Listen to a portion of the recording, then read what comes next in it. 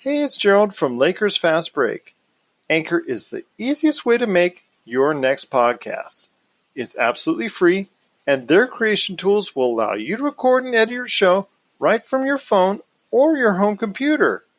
Anchor will then distribute your podcast for you so it can be heard on great podcast outlets like Spotify, Apple Podcasts, Radio Public, Google Podcasts, and many more. You can even make money from your podcast with no minimum listenership.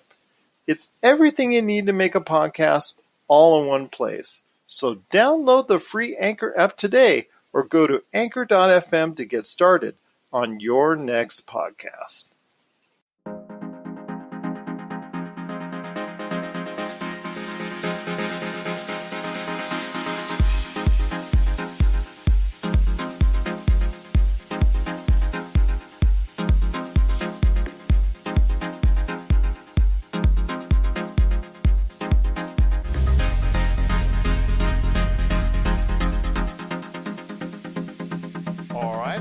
Another episode of the Lakers Fast Break podcast. It's Gerald Glassford coming right back at you here from Lakers Fast Break, Pop Culture Cosmos, Game Source, and also as well Inside Sports Fantasy Football. We truly appreciate everyone out there listening to all of our great shows. But I tell you what, it's going to be an important week we have coming up here on the Lakers Fast Break, because this week we have so much to talk about when it comes to Orlando and the fact that players have to commit for quite a stretch, because this week on the 24th they have to commit on whether or not they're going to play or stay. And here to talk to me today about that, plus also some secret workouts with the Los Angeles Lakers and so much more, is the man behind LakerHolics.net. You got to be part of the conversation today at LakerHolics.net. He's a good man indeed. I know him as Tom Wong, but you know him as LakerTom. And LakerTom, it is very much an important week for not only the NBA, but the Los Angeles Lakers as well. Secret workouts. It's going to be a fun week to see what happens, Gerald. And time's moving fast now. We're getting close to the time the players are going to have to go to Orlando, and lots of decisions are going to be made as to what's going to happen with the teams. I saw this morning that Davis Bertans has decided not to play. We've still got the questions about Dwight Howard and Avery Bradley for the Lakers. And then there's the signing of free agents and all of the new rules about how the bubble is going to be enforced, the new technical devices that they're going to have for the players to wear. And at the same time, all of this is happening. The coronavirus seems to be taking over Florida. So it's going to be an interesting stretch of time. We'll find out whether or not the NBA really is going to be coming back. We will indeed find out this week if the NBA is really going to be coming back, how that's structured. Cases are spiking in Florida, which isn't a good thing, and it's not a good thing at all. And my thoughts are with those that are suffering from the coronavirus at this point in time, because it is now back in many states in full force, and it's very, very troubling to see. And as it gets closer to the 24th, we're very interested to see who is committing to play and who is not. Even there are special cases like Victor Oladipo of the Indiana Pacers, who by the team is probably going to be put on that roster, but whether or not he actually plays or how much he plays is still in question, because he's still trying to get over his severe quad injury that he had, and he was just getting back from it as they were hitting the coronavirus wall there earlier this season. But his status is still somewhat in doubt. You mentioned Davis Bertans. Of course, he's got an impending free agency to look towards to, and you're going to see that this week about free agents or players with a lot on the line that are probably not going to commit to the Orlando deal because they could get injured. If they're worried about that, possibly their future going forward, they might want to go ahead and stay home to obviously fight for the great causes for social justice, or there could be just general concern over the coronavirus. We are going to start seeing players saying, you know what, I don't think I'm going to go ahead and head down into the bubble in Orlando. And that's something we're going to go ahead and see and talk about here over the next few days, whether it's all over the sports, whether it's right there at the Lakers Fast Break on Facebook, Twitter, wherever you want to talk about it, please let us know. And also, don't forget to give us that 5-star review on Apple Podcasts. We would truly appreciate it if you do. But LakerTom, a lot to talk about today when it comes to what's coming up ahead for the Los Angeles Lakers and some of the things that they've done recently as far as all the news and all the things that they're talking about in regards to fighting social justice. What does Jeanie Buss have to say, and what kind of actions did the Lakers take? We'll talk about that as well coming up on the Lakers Fast Break. But first off, my friend, it is the week to commit to Orlando.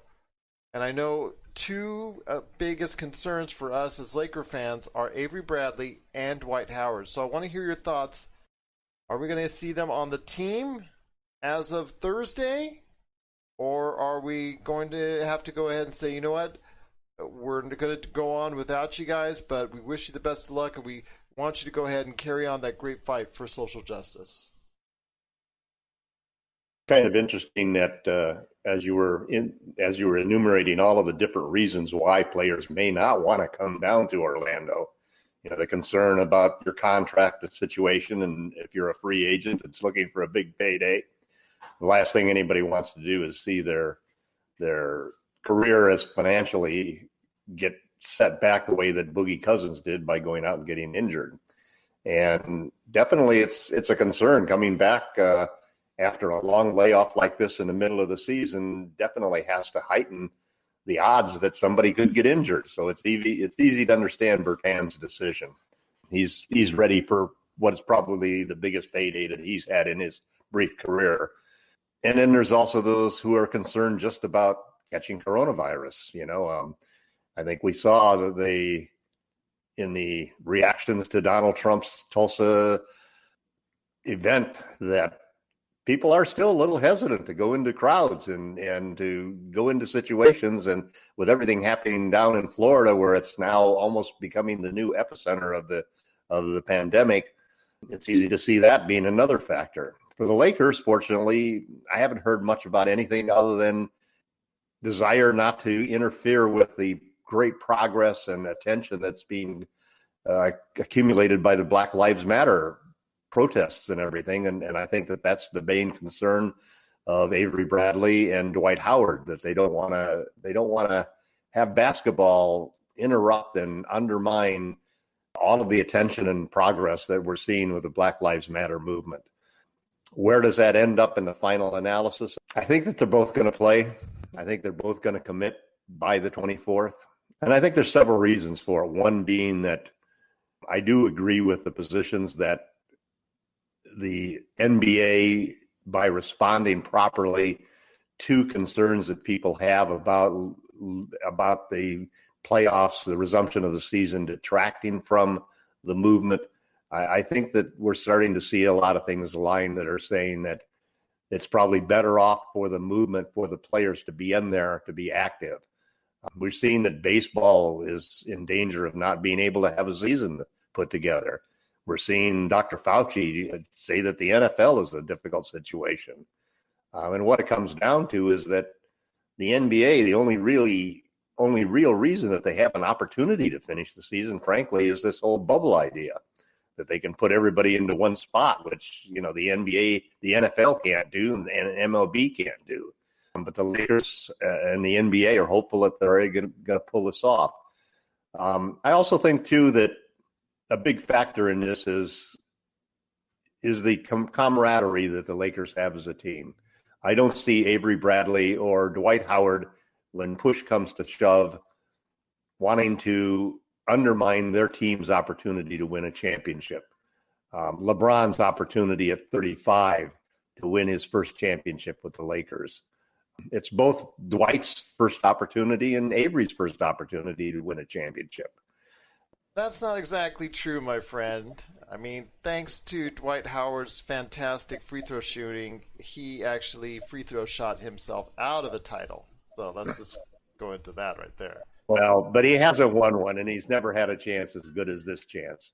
I think it really comes down to the camaraderie of the team and not wanting to disappoint LeBron James. There's also one other factor that always plays into these situations, which is that you've got Markieff Morris and Dion Waiters sitting there looking for playing time. Almost everybody is almost assuming that every single player who's got a player option this season is not going to exercise that option. They're going to opt in and want to go through the final year of their contract just for pure financial reasons. So, Howard is a free agent, but Bradley has another year on his contract. He's going to opt in on that. And frankly, if Howard were to decide not to play and Bradley were to decide not to play, it would open the door for Waiters and for Markieff Morris to get more minutes and possibly a bigger role on the team. And at some point in time, I really admire the positions that Dwight and Avery have taken, but at some important time, you also have to weigh how that affects your career. And as selfless as you may want to be, all of these things go into everybody's decisions. So I'm hopeful that both guys will decide, and we'll find out in a couple of days. We will find out in a couple of days. We will find out indeed. And I want to go ahead and talk about some of the rules for Orlando. Well, actually, first I want to go ahead and talk to you about those secret workouts, because you mentioned that real quick. I mean, I know LeBron is always working out somewhere in secret, but I know he's getting in shape. Well, he's always in shape. So I just know he's working out with some of the Lakers, I would imagine. And also, it's important to keep that rhythm going, as the fact that we're getting into a stretch now that where we're going to commit to Orlando. But it's interesting to see some of these teams like the Lakers now going ahead and saying, you know what, we're going to go ahead and commit to starting right away on that championship run by working out with each other, as far as, going to the practice facilities, going to maybe some side places and whatnot. I spoke to Rafael Barlow on our most recent Lakers Fast Break podcast, where he spoke about other NBA players and the way that they have to go ahead and can or cannot go and practice and work out in certain facilities, in certain places. They can only go ahead and, for the most part, and practice at their certain facilities for their team, but still, on some occasions, go ahead and maybe go and do that in private and secret and whatnot. But I want to hear your thoughts as far as these secret workouts and how that applies and how that will get them ready for what's coming up ahead on their road to Orlando. Well, what's interesting is where these things always start, where these rumors always come out. And remember that at this point in time, when these were supposedly happening, the NBA had basically set rules where players could not go out and work out together. They were supposed to. This was even before the facilities were open to work out. And it obviously was Bill Simmons, who's famous Celtics lover, who basically came out and with the whole thing in one of his shows, where saying that, yeah, there's rumors there's been video shot of LeBron out there, Ben Simmons playing with him, some other guys playing with him, and they're doing this in a gym that is a replica of the old Forum gym, the Lakers floor, and it includes some of the autographed parts of the floor from Magic Johnson and so forth. And this is some CEO in Los Angeles, and so the gym actually exists and everybody knows about it. And it's kind of interesting that it theoretically could be a violation of NBA rules, but I don't see anybody following up on it. The thing to also understand is that a lot of the NBA players didn't have access to facilities in order to play basketball, primarily because some of them live in apartments, condominiums, and so forth. The Lakers had the great fortune of having their two superstars each living in a home that has a full court gym as part of the facility. So LeBron obviously had a place to work out, and AD had a place to work out. And there were lots of rumors going around that at various times other Laker players had gone to each of their places. And AD and LeBron had basically made it clear that, they were making sure that everybody on their team had an opportunity to work out, get shots up, and actually do more than just lifting weights and so forth. It comes down to commitment at this point in time. When you have a 3-month layoff like we've had for the NBA, you're going to have to be a different kind of mentality, almost a Mamba mentality when you come back, that you're going to really be out there and you're going to do everything you can to get back into game shape. And if that involves playing 2-on-2 and 3-on-3 at a private gym in Los Angeles somewhere, then good for the Lakers for going after it. It's going to be interesting to see how that's going to play out with hopefully both Avery Bradley and Dwight Howard playing in this bubble, so to speak. But I know that last week, and I've talked about it with Rafael Barlow of NBA Draft Junkies in regards to what's coming up ahead for Orlando, and the guys and players and media and everybody involved in the NBA got a better look at what life may be like in this bubble with a over 100-page guide to what is going to be okay and what is not going to be okay in Orlando. And funny, Raphael, one of the things he pointed out is you can't play doubles in ping pong. That's one of the things you're not going to be able to do on there. But you said, as he said, you can't play defense, and I thought that was funny. Talks about the rules for golf, talks about the rules on when you can go to Disney World, when you can go to the movie theaters, how you're supposed to go ahead and interact as far as either with your team or not interact with your team, and also the other players as well from other teams, the facilities involved, and of course, we talked about before about the selective hotels that they are at, the selected hotels, and depending on your record, which one got which hotels, and that was reported last week on Twitter by Shams Charania and also Adrian Wojnarowski, and talked about who gets what. And of course the Lakers, because they were on top, and the Bucks and whatnot, they got the better of the Coronado Springs hotels that were there. And be that as it may, they're headed down there very soon. They were given a list of exactly what to look forward to in Orlando, but some of the things that really come out at you is the not mandatory, it's voluntary proximity meters, and also a ring, my friend, a ring. I feel like I'm in Lord of the Rings here, my friend, because they have a ring that they can be offered to you use to wear that will help keep them away from others, alarm or updates on who is tested positive for COVID and the whole 9 yards. It's so weird that you're going to use all this technology there inside this bubble, and all the stuff that they talked about, what you can and cannot do. My gosh, is there anyone more prepared to battle this? I don't know if it's going to succeed, but there's no one more prepared to battle this coronavirus down there in Orlando than the NBA. No, I think it's a pretty impressive set of rules, It'll be interesting to see whether or not we have a fallout of players who just did not want to, because there were a lot of objections to some of the rules initially, feeling like that guys would be stuck and basically that whole optics of being a whole bunch of black athletes locked up in prison, so to speak, not able to go out and in total quarantine. That's not something that's very easy to deal with, as all of us who've been sheltering for the last 2 months understand that, it's a difficult situation to do that. So I don't know whether we're going to see much fallout of players who just don't like the idea of going into quarantine. If we do see it, I think it'll be on some of the teams that are not really have much chance. There are some of the teams that are not of the 16 that are going to be in there. So there's 6 or 7 teams that you might see a lot of guys decide maybe they don't want to go down there and go through that trouble, getting back into shape after 3 months off and so forth. The technology thing is kind of cool because of this little ring thing actually supposedly can project 3 days ahead of time if you're going to get coronavirus. It has all sorts of medical things very similar to the Apple Watch type of technology, as well as the nearness technology that it can tell you if somebody's within 6 feet who also has a ring. Now, if only a few people are wearing those rings, that's not going to really solve the problem.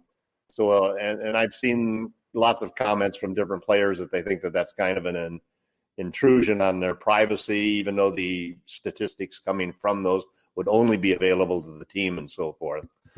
So it's an interesting experiment, and I think that some of the stuff is going to work and some of the stuff is not going to work. I give the NBA great credit for actually taking the steps to really utilize technology to actually find a venue that hopefully can work and put together a plan that working with the Players Association that can actually allow them to resume the season. There's a lot of compromises in it. It's almost like legislation in the sense that you have to let people, you have to have some give and go on different things just to make sure that you get everybody to agree with it. So hopefully the objections will be minor enough that we'll see a pretty unanimous support of the players going out there and actually showing up for Orlando.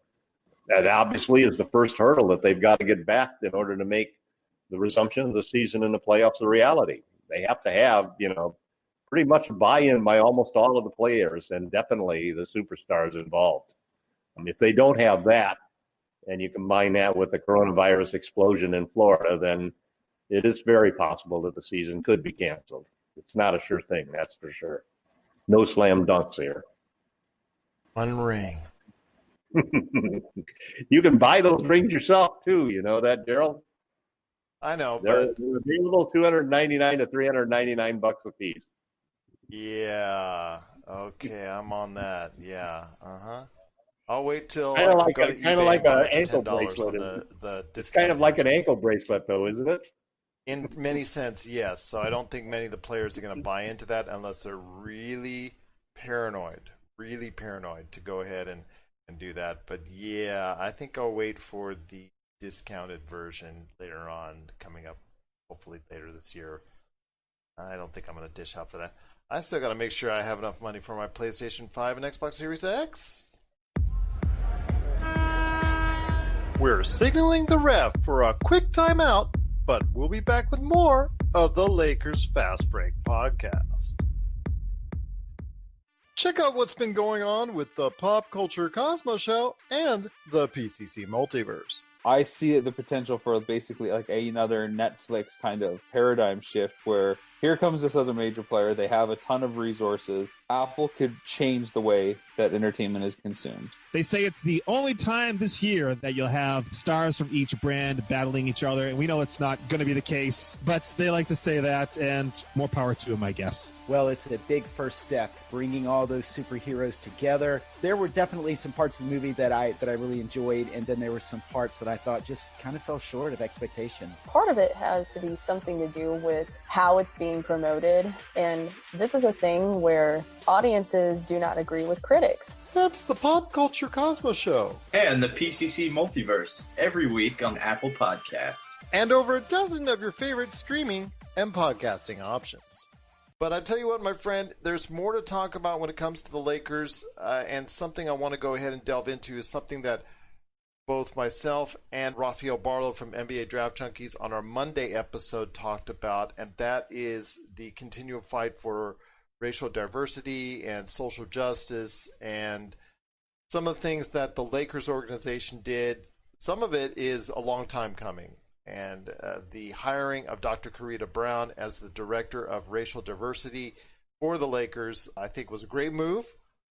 Like I said, should have happened a long time ago, because as we've talked about on our Monday show, and I'm sure you want to mention it here, the NBA, even though it has gone a long way as far as diversity is concerned, still has a very, very long way to go in the hiring of coaches of different ethnicities.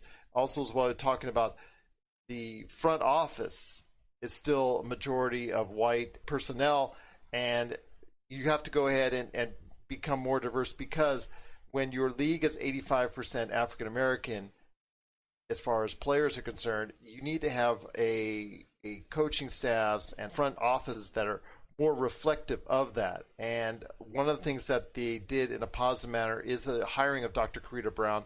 And then Jeanie Buss, owner of the Los Angeles Lakers, went ahead and spoke about becoming more cognizant of the fight for racial diversity, and as an organization taking that step, and how other organizations need to go ahead and take those same positive steps as well.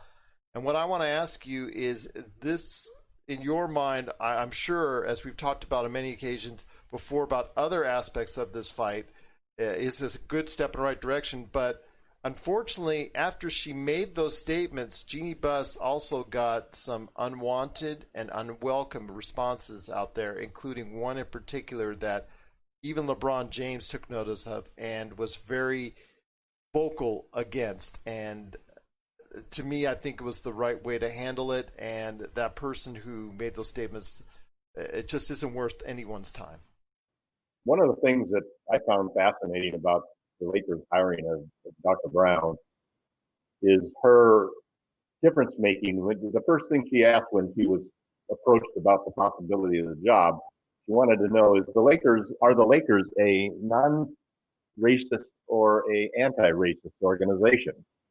And as she got into discussions with the Lakers executives about that difference, it sort of resonated with me as to be the real difference that we're seeing happening today versus what's happened the last few times that we've had racial incidents in this country. And it's sort of that if you're a non-racist organization, that's no longer enough in this society that we're in today. You have to actually be actively anti-racist, meaning you've got to make steps to do away with racism, to make sure that you have equal opportunity in your organization, in your hiring practices, in everything that you do.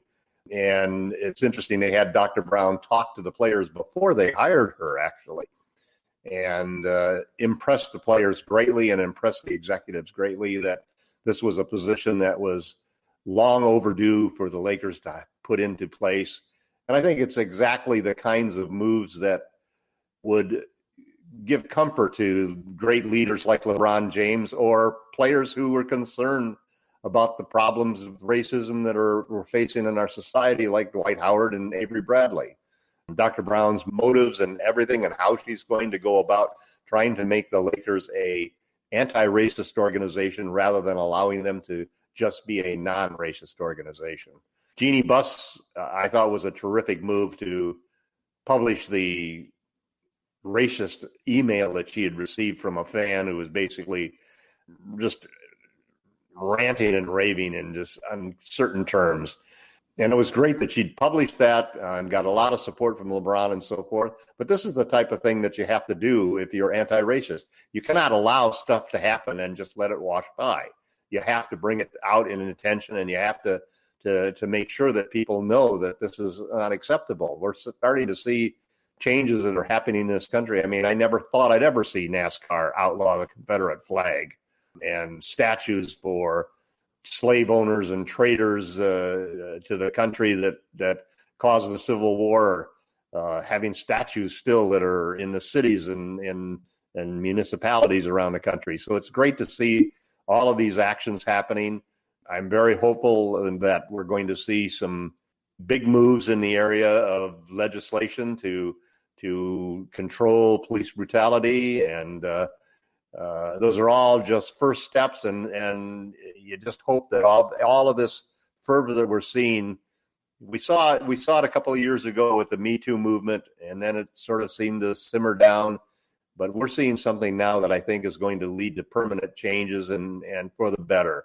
And I think every opportunity that the NBA players have going forward is only going to be better served by them actually finishing the season and using the platform that they have to continue to put pressure on the rest of the American society and the world to bring racial justice to the forefront again. Well, I'll tell you what, I'm looking forward for this positive change going forward. I'm looking forward for the Lakers making more positive changes so that we can go ahead and have a truly diverse front office and a truly diverse coaching staff out there, not only for the Lakers, but for the other teams as well. And you're right, the NBA has to take these steps sooner rather than later. And I'm looking for more positive change in our society. And going forward, I'm hoping that the NBA, the players, the league, and everybody goes ahead and makes that effort to fight systemic racism and go ahead and take those steps to provide a better society, not only for us now, but for our youth, our children going forward. And to me, that's very important, especially as a father of 2 daughters. I would love to see our society evolve and grow together as opposed to against each other. That's something I'm hoping to see going forward. Think about all of the injustices that seem to just all of a sudden just get taken and photographed on cell phones left and right, and the continued response by the people and especially the young people in this country that are willing to go out there and risk being infected by COVID-19 in order to make a statement and go out on the streets and really rally. It's something that I hadn't seen since the 1960s, to be honest, in Berkeley and all of the anti-Vietnam stuff.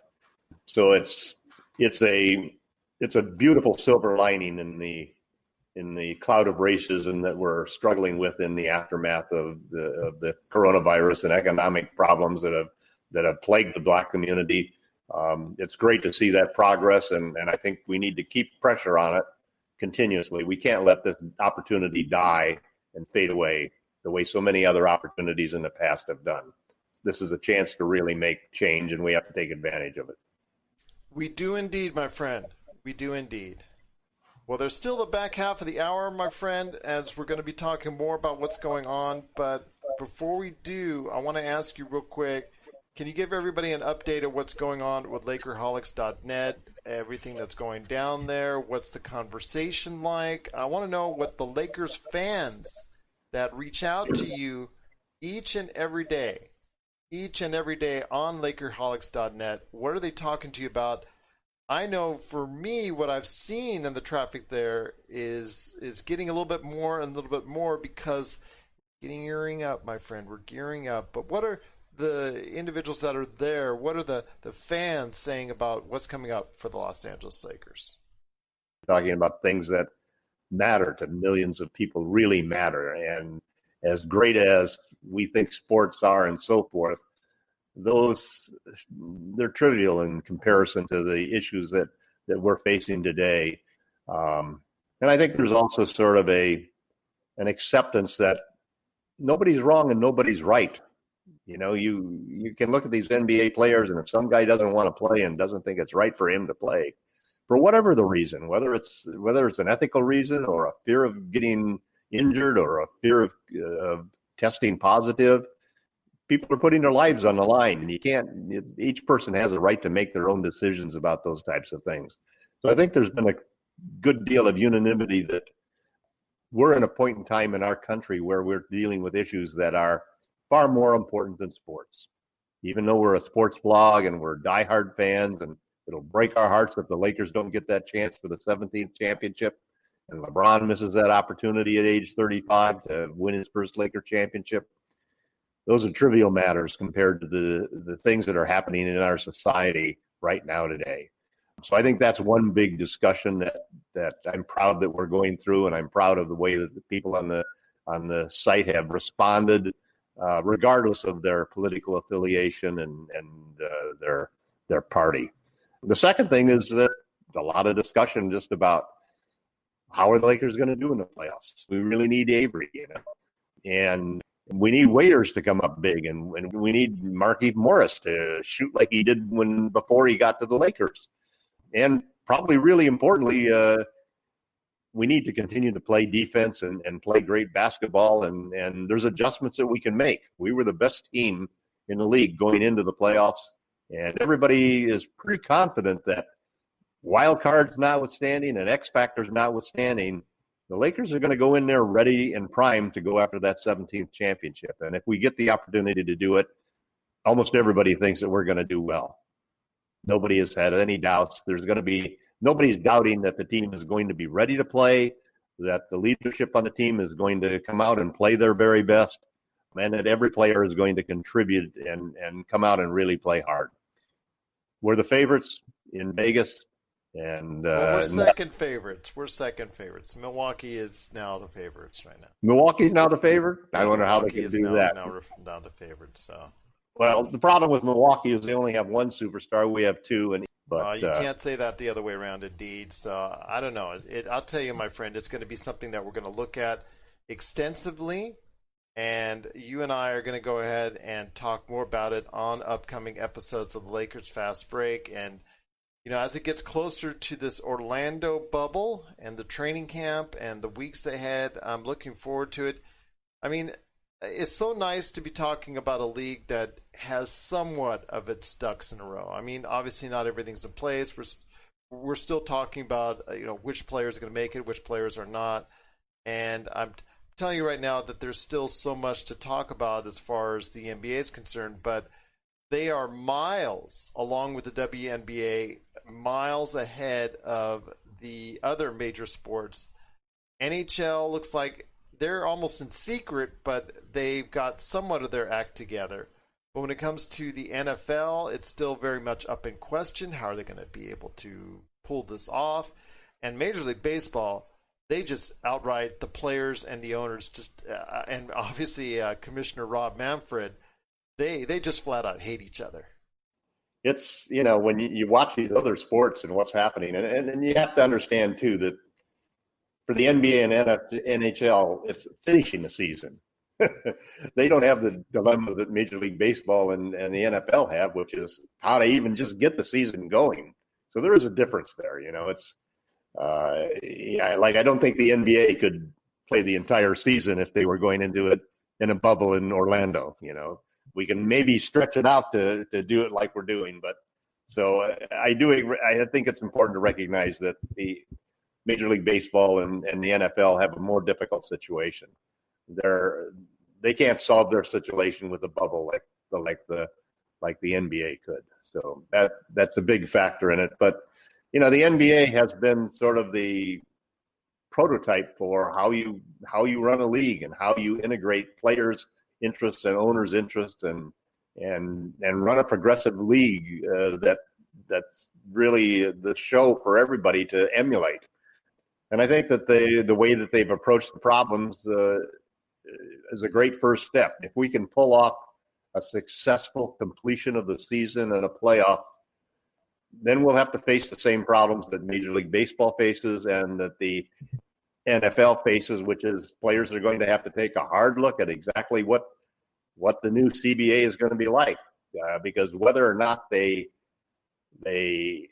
end up with a lockout and the termination of the CBA using the force majeure clause or anything like it, it's a simple reality that the 2020-21 season is going to require dramatic changes, and that essentially are almost a rewriting of the CBA for the NBA in order to be successful.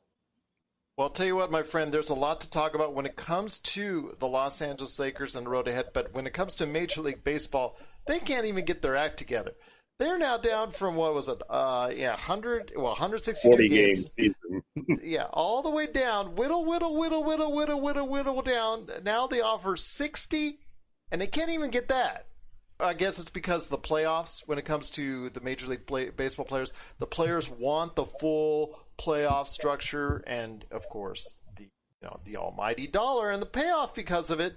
Whereas the owners are just trying to get. I don't know what the owners are thinking about, especially Rob Manfred as a commissioner.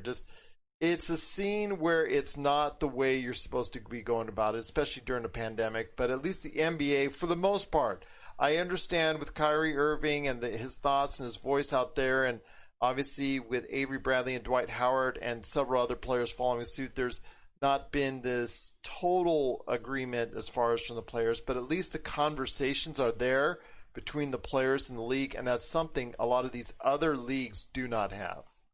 Well, also, there's the difference that you've got the concerns that have split the players from apart, have been concerns that I think every single player in the league still recognizes. They understand the Black Lives Matter, the importance of the opportunity that we're facing as a society right now today. Whereas Major League Baseball and NFL, they're not even, they don't have anything like that that's governing their own situation because they don't have 85% of their players being black. That's the big difference between the situations that they're facing. So, and I give credit to to Adam Silver and Michelle Roberts. You've got two good leaders of the owners and the players, and an ownership group that pretty much supports David Silver completely, and the players organization that Michelle Roberts has done a terrific job, just making sure that they get their voice, and yet at the same time having pretty close to unanimous support, so that we're able to. I mean, if frankly, if the United States government, if the House of Representatives and the Senate could operate on the same basis that the NBA and the NBA Players Association operate, we wouldn't have some of the problems that we have at a federal governmental level at this time. So I give a lot of credit to the leadership as well as the membership of the NBA and the NBA Players Association. I do as well. I think it's something that people need to go ahead and at least appreciate the fact that they're trying to go ahead to the table and work it out with the players and also the union and the whole 9 yards. They're just trying to go ahead and make this as feasible as possible. And yes, it is restrictive, very restrictive in this bubble. But the design and the plan is to try and keep the players healthy, so that we can get through this as best as possible with as few illnesses contracted as possible, trying to get this. Yes, of course, money is motivating all this, and that's driving all this is money. But it's also for not only the ownership and the NBA as a league. Rafael and I talked about this, about possibly even up to $1 billion in play here for the league, which 500 of which will go to the players, because they get 50% cut out of this. So it is important to not only the players and the league. I mean, trying to salvage what you can out of the season, which has just really been one heck of a season, my friend, and not in a good way at all. Yeah, the other factor too is that how well this experiment goes to finish the season is going to have great repercussions on next year. And because next year, and the future CBA, to see things fracture apart the way that they have with Major League Baseball is a sad, sad story. And it doesn't bode well moving forward, because the pandemic is still going to be here. People are not going to want to get into crowds. We may, there's a very strong possibility that we may see COVID-19 becoming a new version of the flu that's around every year, that you got to get vaccinated for again, because the having just even caught it doesn't protect you for long. It could be just a couple of months for people who have a light case of it, and maybe just 6 months for somebody who had a very serious case. So it's something that's going to be around maybe a lot longer than people really think. It's not just going to go away as soon as we find vaccinations. Slurs of sport and so forth. So that means this is a new normal, and everybody keeps forgetting about this whole new normal that's going to happen, and it is already happening, and we're already seeing the seeds that are being planted everywhere, and how we deal with our educations, how we deal with schools, how we deal with jobs, how we work remotely, how we handle crowds, how we handle different types of businesses, and the challenges that a lot of different industries are going to have, and the changes it's going to make in just how we do our everyday life and so forth. And at the heart of that is the whole issue of sports and gathering big crowds of people together, indoors or outdoors, So the NBA is doing the right thing. And I think in the end, all of the players are going to see this too. And I think we're going to see very few people opt out of going to Orlando. I think we're going to see a unanimity and a desire to understand that we can support the Black Lives Matter platform. We can support limiting systemic racism, and we can provide entertainment and have a platform and build a future that will still hold together and remain sustainable as we move forward into a post-pandemic or a situation that involves the pandemic being part of our life again, part of the new normal, if you will. We'll be back with more of the Lakers Fast Break podcast.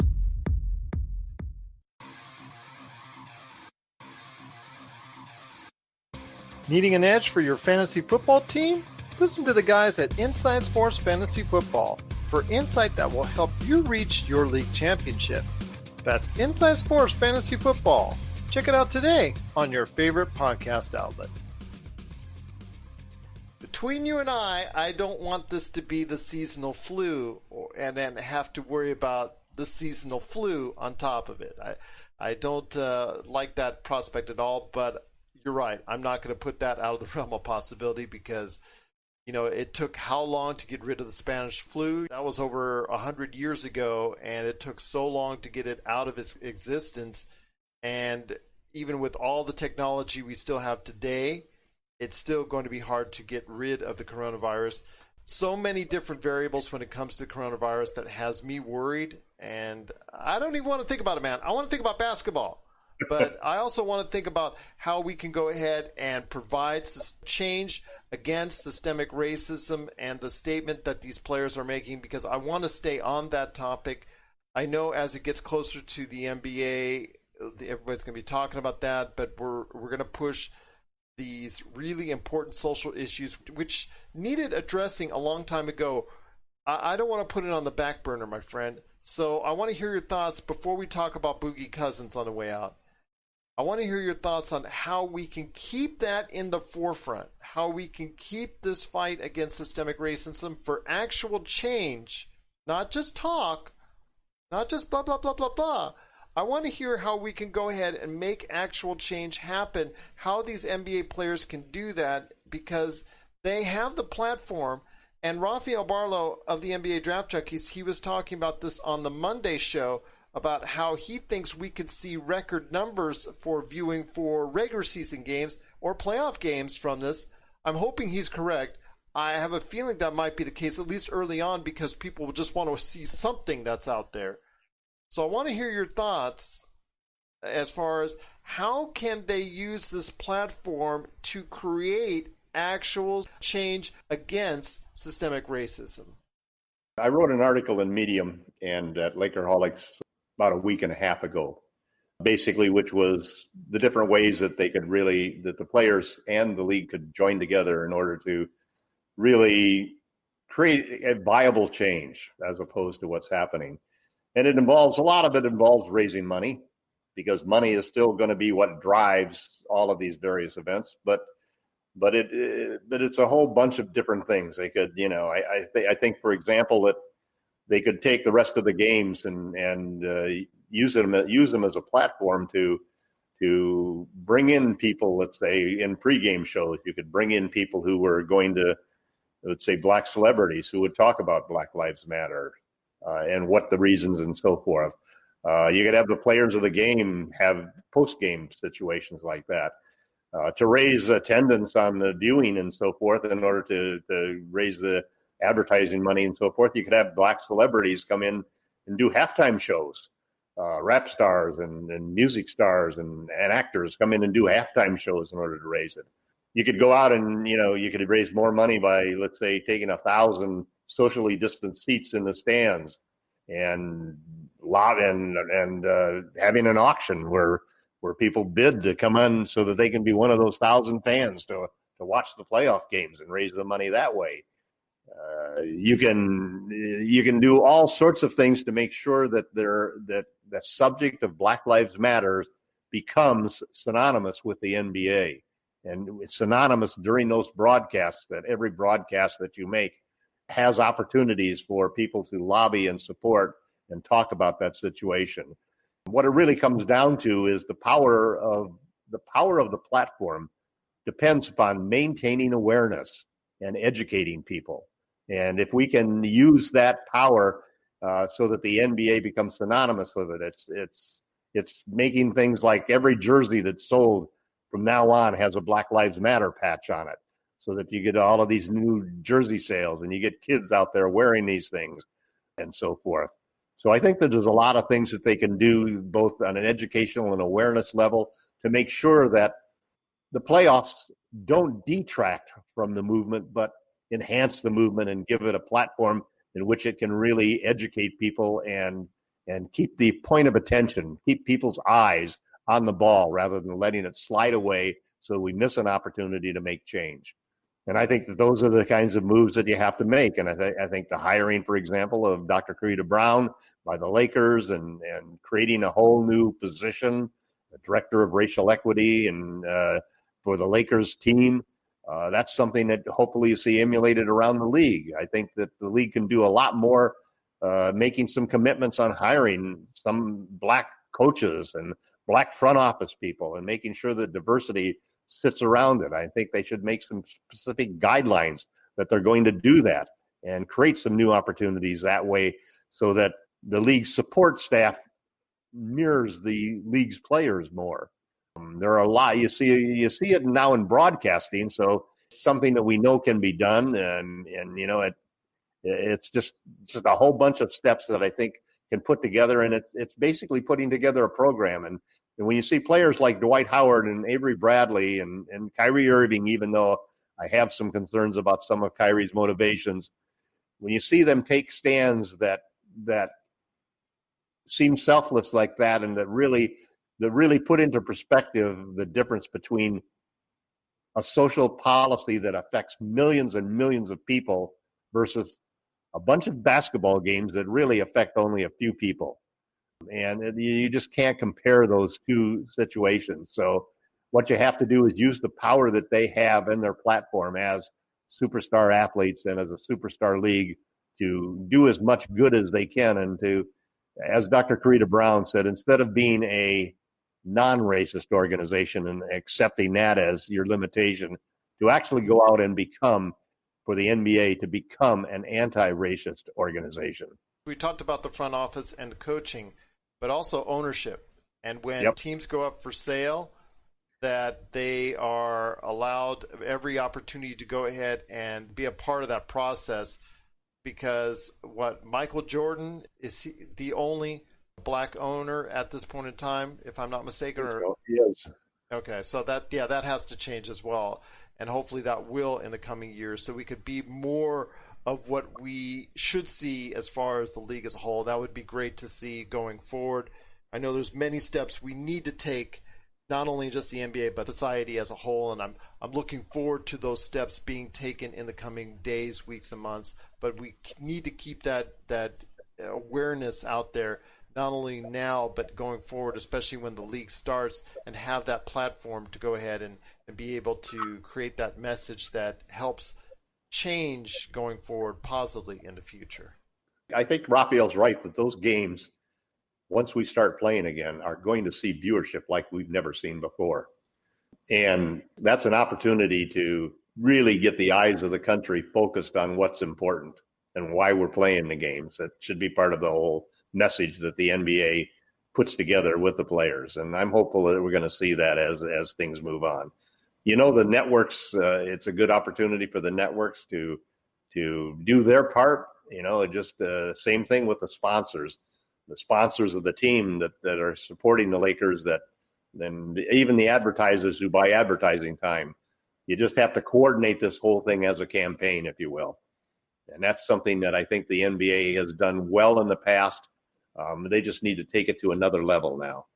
Well, I'll tell you what, my friend, it's a lot to look forward to, and in the coming days, weeks, and months, we will see more. I'm hoping for that continual message to get out there, and I'm hoping for it to get out there with the NBA and also a lot of other places as well. Yep. But before we head on out, my friend, DeMarcus Cousins is still out there in free agency, and the free agency period will start very soon. I think later this week, if I'm not mistaken. Before. So, yeah, at the same time, the players that are going to commit to Orlando. Testing starts today. A long swab up the nose testing. Well, okay, but not the mouth, just the long? Okay, because I did the mouth when I test. I think the players are getting something, because if I remember, if you violate the protocol and break the bubble, so to speak, then you're subject to the long nasal swab. It's almost like they're using that as a deterrent to make sure that otherwise you'll get the other kind of test. But if you actually go out and violate the bubble, one of the penalties is you get the nasal swab test as opposed to the saliva test. I've taken the mouth swab test, and that was nothing, so I don't want to do the nose test. So I don't want to be in violation. Bowie Cousins, whether or not he will re-sign with the Lakers. And I know that Dave McMenamin, I believe, on one of the Lakers shows on ESPN LA, stated as, there's interest there from the Lakers organization, and also talking about possibly waiving THT, Taylor Horton Tucker, in order to get him. And I see that as the only alternative this time. Mm-hmm. THT has some promise, very young. Is it worth enough to keep him on the roster, or do you want to go ahead with Boogie Cousins? You can't get rid of Cook because he's still got another year. That's not what people have to go ahead. Waive Cook. No, Cook has 2 years. He has an option for 2, so he probably will opt into that. So you can't waive him. And I don't see other real options unless you want to go ahead and just cut Waiters already or cut Markieff Morris already, which would be defeating the purpose of signing them in the first place. Right. Yeah, it's I was actually really hoping that the league was going to expand the rosters from 15 to 17. And there was some talk about that, but that apparently now has died out. I thought it was an intelligent idea just from the standpoint of being able to get a couple of the guys who would start practicing with the team and so forth, just in case you ended up losing 2 or 3 players because they tested positive. But without doing that and having to waive a player, I don't think there's any question. I love THT's potential. I know a lot of people who watch the G League consistently say that he has great instincts, but he still has a long way to go.